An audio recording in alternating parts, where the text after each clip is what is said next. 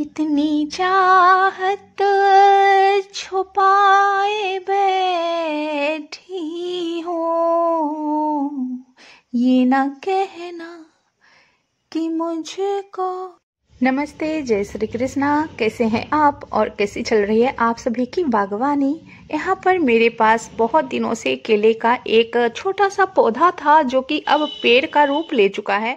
उसी की मैं रिपोर्ट करने वाली हूँ। ये सामने जो आप डब्बा देख रहे हैं ये मैं कहीं से मंगवाई हूँ, तो इसी में मैं आज करने वाली हूँ केले के प्लांट का रिपोर्ट। बहुत दिनों से मैं सोच ही रही थी कि रिपोर्ट करना है केले के प्लांट का।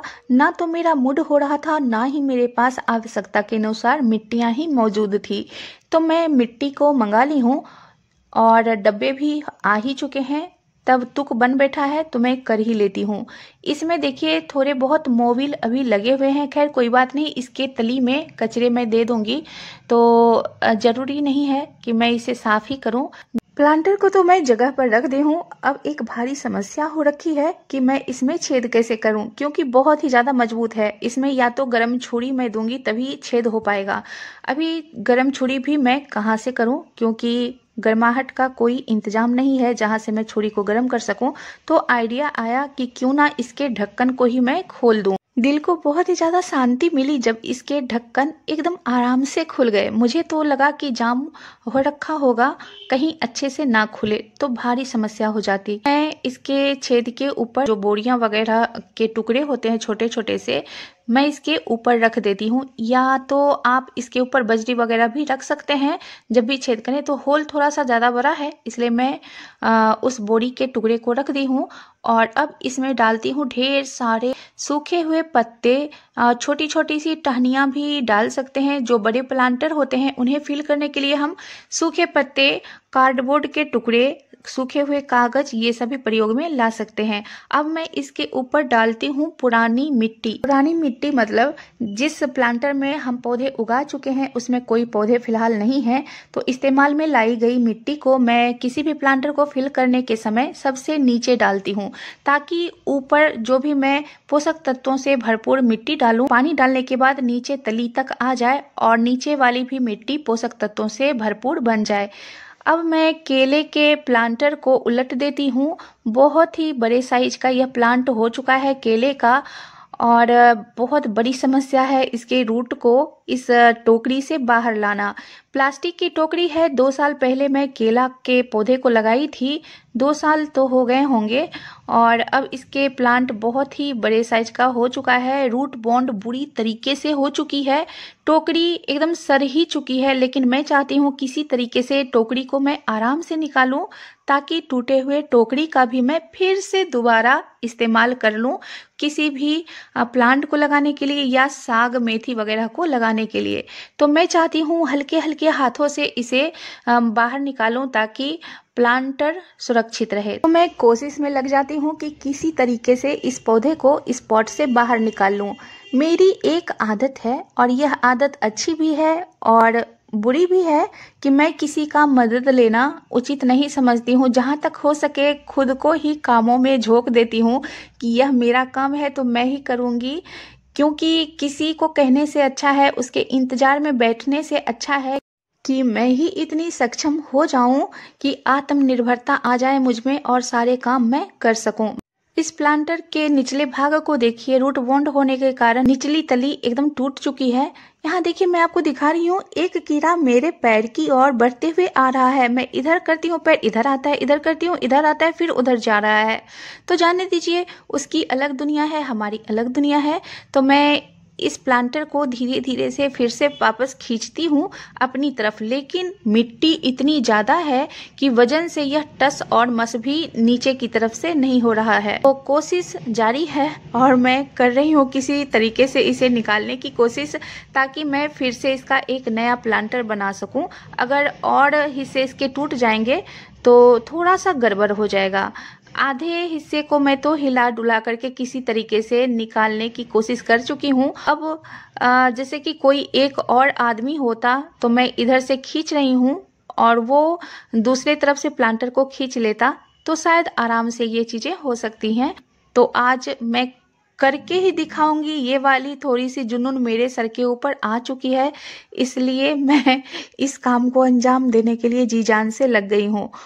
तो धीरे धीरे से मैं आगे की तरफ धक्का देते हुए प्लांटर को खींचने की कोशिश कर रही हूँ, धीरे धीरे से। तो जब आधा हिस्सा बाहर आ गया है तो थोड़ी सी मुझे ज़्यादा ही खुशी महसूस हुई कि अब कुछ देर और ये प्लांटर फाइनली, देखिए ये प्लांटर मैं निकाल ही ली। तो मुझे बहुत ही ज़्यादा सुकून भी मिला। थोड़ी बहुत धूप आ चुकी थी और मुझे प्यास भी बहुत ही ज़्यादा महसूस होने लगा। यहाँ देखिए कितने ज़्यादा रूट्स इसके ऊपर आ चुके हैं। तो मैं जितने भी इसके एक्स्ट्रा रूट हैं, जो फालतू के रूट्स हैं, तो मैं इसे कट करके हटा दूंगी। पहले तो मैं इस प्लांट को अपने स्थान पर फिर से खड़ा कर दी हूँ, ताकि जो केले के साइड से नए ब्रांच आए हुए हैं मैं इसे आराम से निकाल लूं और ये भी एक पौधा बन जाए। तो 1 से 2 पौधा तो बनते ही रहते हैं। केला के रूट्स में बहुत सारे प्लांट्स छोटे छोटे आते ही रहते हैं। जिस तरीके से एलोवेरा या बैम्बू में आते हैं, उसी तरीके से साइड से बहुत सारे ब्रांचेज आते हैं। तो ये ब्रांच मैं आराम से निकाल लूंगी ताकि इसको कोई नुकसान ना पहुंचे और आराम से यह लग जाए। इसलिए रूट्स को बचाते हुए जो मेन रूट्स हैं उसे बचाना है। साइड के जो फालतू के रूट्स हैं वो कट भी जाए तो कोई समस्या नहीं है। तो मैं धीरे धीरे इसमें मिट्टी को खुरपी की सहायता से दोनों पेड़ को अलग करने की कोशिश कर रही हूँ। पहले मैं धीरे धीरे से मिट्टियाँ बीच से हटाती हूँ। एक साइड से खींचना संभव नहीं हो पाएगा, तो धीरे धीरे करके मैं खुरपी की सहायता से दोनों पेड़ को अलग करने की कोशिश करूँगी। और देखिए मैं मिट्टी को हटा रही हूँ। मिट्टी बहुत ही ज़्यादा वजनदार हो जाती है। जब मैं इस प्लांटर को फिल कर रही थी तो अंदर में इसके भी सूखे पत्ते वगैरह दी थी, लेकिन पूरा यह मिट्टी का रूप ले चुका है। बहुत ही ज़्यादा वजन है इस रूट बॉन्ड हुए मिट्टी में। तो मैं धीरे धीरे काटती हूँ। आपको दिखने में लग रहा होगा कि मिट्टियाँ बहुत ही ज़्यादा पोरस है, लेकिन पोरस नहीं है, बहुत ही ज़्यादा हार्ड ये रूट बॉन्ड हो चुका है। मैं किसी तरीके से इसे देखिए 2 हिस्सों में विभाजित कर रही हूँ ताकि दोनों अलग अलग हिस्सों में पेड़ हो जाए। बहुत ही ज़्यादा प्यार से इन दोनों रूट्स को मैं अलग कर रही हूँ। कितनी चाहत छिपाए बैठी हूँ, ये ना कहना कि मुझको प्यार नहीं। जब से आए हो मेरी दुनिया में, अब किसी का भी इंतजार नहीं। तो यहाँ देखिए मैं फाइनली दोनों रूट्स को अलग कर ली हूँ और ये भी काम पूरा हुआ। ये बहुत बड़ी समस्या मेरे सामने थी कि किस तरीके से मैं इसे पॉट के अंदर से निकालूंगी और दोनों को अलग करूंगी। तो मैं एक हिस्से को साइड में रखती हूँ, ये जो फालतू रूट्स हैं उसको कट करके निकालती हूँ और एक्स्ट्रा जो मिट्टियाँ हैं उसको भी मैं हटा देती हूँ। तो एक छुरी की सहायता से मैं इसके नीचे के रूट्स को कट करती जा रही हूँ। एक जो इसका मेन रूट्स है उसको मैं सेफ रख देती हूँ, इसे जरा सा भी हानि नहीं पहुंचाती हूँ। मैं धीरे से इस प्लांट को नीचे की तरफ सुला देती हूँ। अंदर मैं जितने पुराने रूट्स हैं उसको छुरी की सहायता से कट करते जाती हूँ। पहले प्लांटर में लगाई थी तो छेद के नीचे जो कंक्रीट या फिर मिट्टी के जो भी टुकड़े वगैरह मैं दी थी, देखिए वो सब यहाँ पर पड़े हुए हैं। इसे निकाल देती हूँ और निकालने के बाद रूट्स को फिर से उठाती हूँ। मैं इसे प्लांटर में दूंगी। तो प्लांटर में फिल करने से पहले अब सबसे पहले मैं केले के प्लांट के लिए मिट्टी को तैयार करती हूँ, ताकि एक अच्छे पोषक तत्वों से भरपूर मिट्टी मैं केले के पौधे में डाल सकूं। ले ली हूँ इस्तेमाल की हुई प्लांटर वाली मिट्टी। ये 30% मिट्टी है। किसी भी प्लांटर को जब आप खाली करें तो उसी की मिट्टी को इस्तेमाल कर सकते हैं। और इसमें मैं दी हूँ 30% नई मिट्टी और 5% इसमें दे रही हूँ वर्मी कंपोस्ट, 5% नीम की खली, 10% गाय के गोबर की खाद और 20% कोकोपीट। कोकोपीट तो मैं डालती ही हूँ, जो भी प्लांटर मैं फिल करूँ वो थोड़ा सा वजन में हल्का बना रहे। अगर आप चाहें तो रेत का भी प्रयोग कर सकते हैं। मेरे पास फिलहाल रेत नहीं था तो मैं कोकोपीट का इस्तेमाल कर रही हूँ। 2 से 3 चम्मच मैं यहाँ पर साफ फंगीसाइड का इस्तेमाल कर रही हूँ, क्योंकि थोड़ी सी ज्यादा मिट्टी हो गई है। सभी चीजों को मैं उलटते पुलटते हुए इक्वल तरीके से मिला लेती हूँ, ताकि सारी चीजें समान रूप से हर तरफ फैल जाए और मिल जाए। मिट्टी को तैयार करने के बाद मैं प्लांटर के अंदर मिट्टी को डालती हूँ, अच्छे तरीके से फैला देती हूँ, ताकि मिट्टियाँ, सूखे पत्ते जो मैं बस ऐसे तैसे करके डाली हूँ, इसके ऊपर मिट्टियाँ अच्छे तरीके से फैल जाए।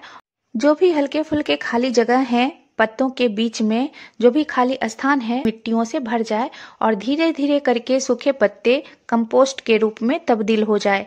यहाँ मैं केले के रूट्स को ला करके इसके सेंटर में रख देती हूँ, किसी तरह से अटका देती हूँ। अब मैं केले के रूट के चारों तरफ जो मैं मिट्टी तैयार की हूँ बना करके, उसे फैला दूंगी।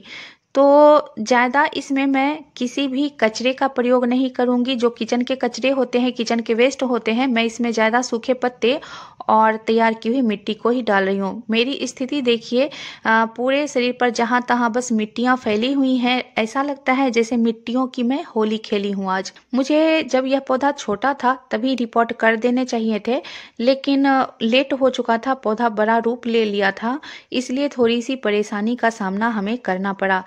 गार्डन में चारों तरफ बस मिट्टियां ही मिट्टियां फैली हुई हैं। यहाँ पर केला का पहले प्लांट था, तो थोड़ा सा मैं प्लांटर को मैनेज कर देती हूँ, क्योंकि प्लांटर को रिपोर्ट करने के दौरान कुछ प्लांटर इधर उधर तितर बितर हो चुके हैं। तो मैं थोड़े से जगह पर रखते जाती हूँ। एक हाथ में मोबाइल पकड़ी हुई हूँ, तो दूसरे हाथ से मैं प्लांटर को बस इधर उधर खिसका करके रखते जा रही हूँ। अब मैं इस केले के पॉट में पानी डालती हूँ।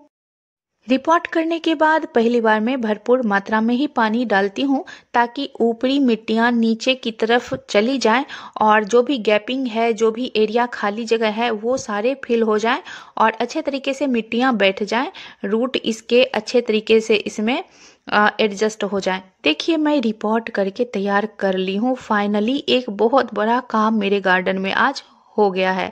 अब मैं इन सारे कचरों को, जो भी मिट्टियाँ, खुरपियाँ, कैंचियाँ वगैरह फैली हुई हैं, मैं इन्हें अभी समेटूंगी। तो यहाँ देखिए कितने तहस नहस तरीके से मेरा गार्डन अभी पड़ा हुआ है। जब तक मैं इन प्लांटरों को सहेज ना लूं, एक जगह एडजस्ट ना कर लूं, तो मुझे चैन नहीं मिलने वाला है। जब तक मेरा गार्डन सलीके से ना हो, साफ सुथरा ना हो, तो मुझे मज़ा नहीं आता है। तो ये देखिए, साफ सुथरा हो चुका है मेरा प्यारा सा गार्डन। मैं साफ करके गार्डन को तैयार कर दी हूँ। गार्डन हो या घर हो, जब साफ सुथरा होता है तो बहुत ही ज़्यादा मुझे सुकून मिलता है, दिल को शांति मिलती है, तसल्ली मिलती है। मज़ा तो तभी है जब हम चीज़ों को एडजस्ट करके और सलीके से रखते हैं। तो कैसा लगा मेरा आज का वीडियो? अगर मेरे वीडियो में आपको जरा सा भी कुछ पसंद आया हो तो मेरे चैनल को सब्सक्राइब जरूर करें, मेरे वीडियो को लाइक करें, कमेंट भी जरूर करें। आपके कमेंट से मुझे मिलती है बहुत ही ज्यादा खुशी और मिलती है प्रोत्साहन कुछ करने की। मेरे वीडियो में बने रहने के लिए मैं आपका दिल से धन्यवाद करती हूँ। बहुत बहुत आभार। Happy gardening.